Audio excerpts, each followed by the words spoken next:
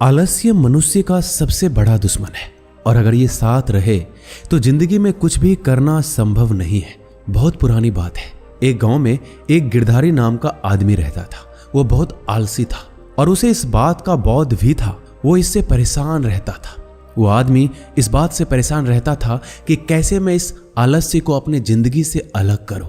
एक बार वो कहीं जा रहा था। उसे रास्ते में एक पेड़ के नीचे गौतम बुद्ध ध्यान मुद्रा में दिखे।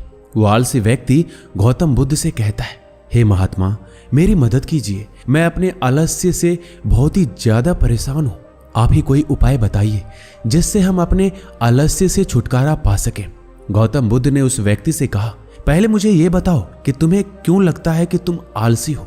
आलसी आदमी कहता है, सिर्फ मुझे ही नहीं, मेरे परिवार के सारे सदस्य और मेरे आसपास के सभी लोगों को ऐसा लगता है कि मैं आलसी हूं।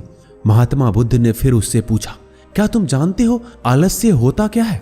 उस व्यक्ति ने कहा, नहीं महात्मा, मैं नहीं जानता, किंतु मैं इतना जरूर जानता हूं कि आलस्य बहुत बुरी चीज है।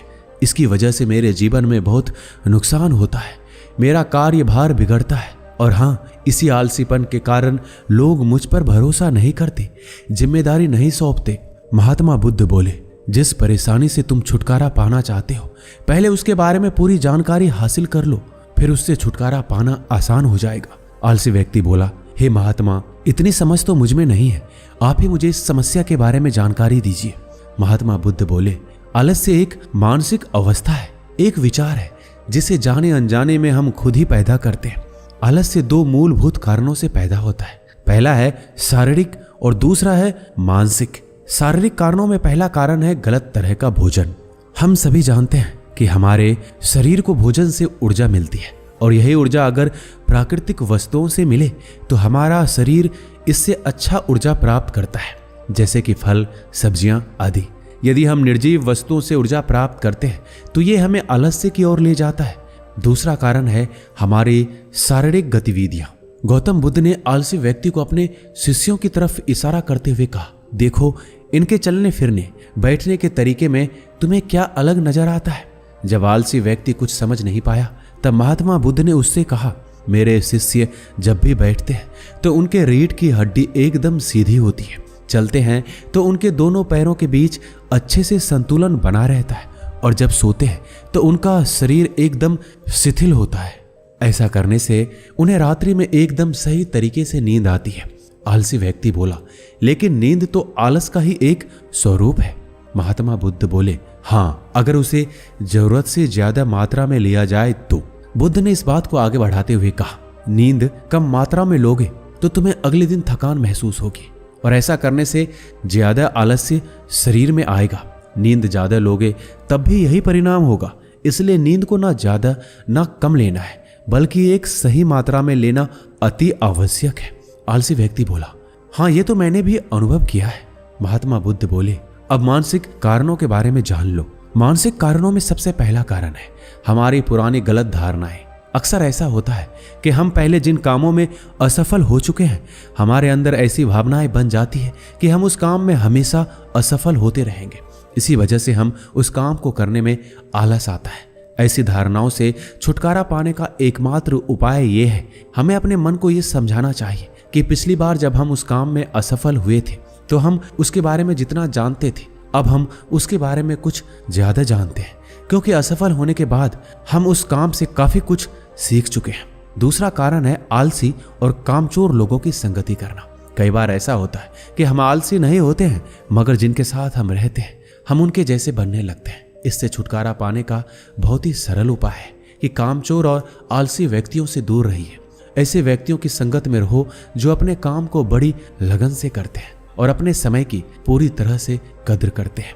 गौतम बुद्ध ने तीसरा कारण बताते हुए कहा, यह कारण आलस्य के लिए सबसे बड़ा कारण है और वो है काम को कल पर टालते रहना। यह कारण इतना शक्तिशाली है कि किसी भी व्यक्ति को बर्बाद कर सकता है। इससे बचने का सबसे आसान उपाय है कि जो काम जितनी जल्दी संभव हो सके उतनी जल्दी कर लेना चाहिए। महात्मा बुद्ध ने आलसी व्यक्ति से एक सवाल पूछा, मान लो कि इससे छुटकारा पाने का सबसे सरल उपाय है कि आप कामचोर और आलसी व्यक्तियों से दूर रहिए। ऐसे व्यक्तियों की संगत में रहो जो अपने काम को बड़ी लगन से करते हैं और अपने समय की पूरी तरह से कद्र करते हैं। गौतम बुद्ध ने तीसरा कारण बताते हुए कहा, यह कारण आलस्य के लिए सबसे बड़ा कारण है और वो है काम को कल पर टालते रहना।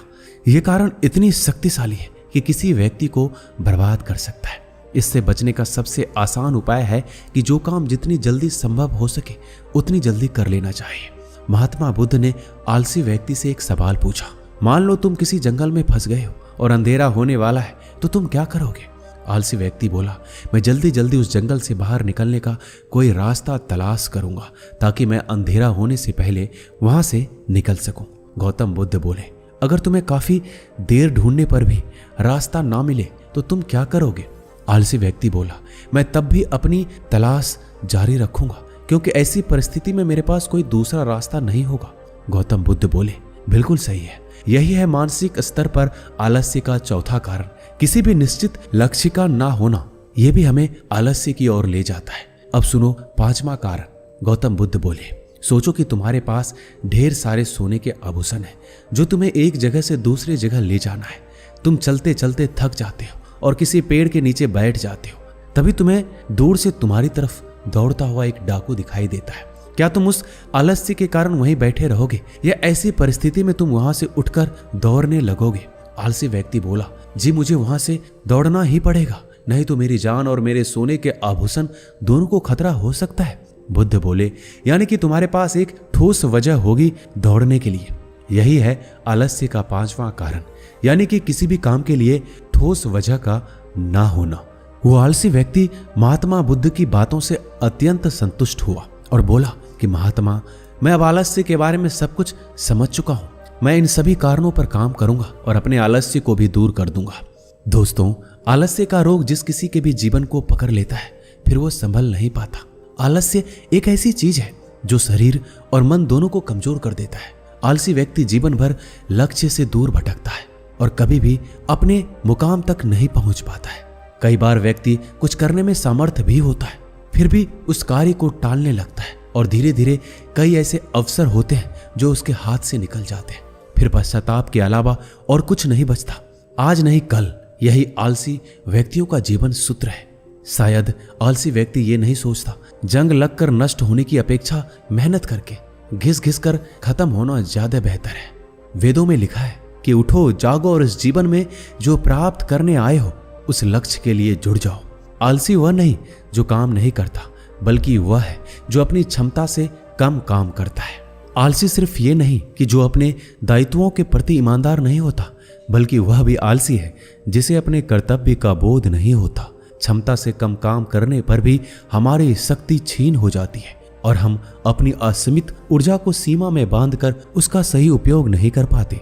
आलसी व्यक्ति अकर्मण्य होता है, इसलिए उसे दरिद्रता भी जल्दी आ जाती है। आलसी व्यक्ति उत्साही ना होने के कारण जीवन में अक्सर असफलता का सामना करता है और सफल होने के लिए जरूरी है कि हम आलस्य को त्याग दें और पूरी क्षमता से अपने मुकाम की ओर बढ़ें और उसे जल्द से जल्द हासिल कर सकें। दोस्तों, इस वीडियो में बस इतना ही। मिलते हैं अगले वीडियो में। अपना ख्याल रखिएगा। धन्यवाद।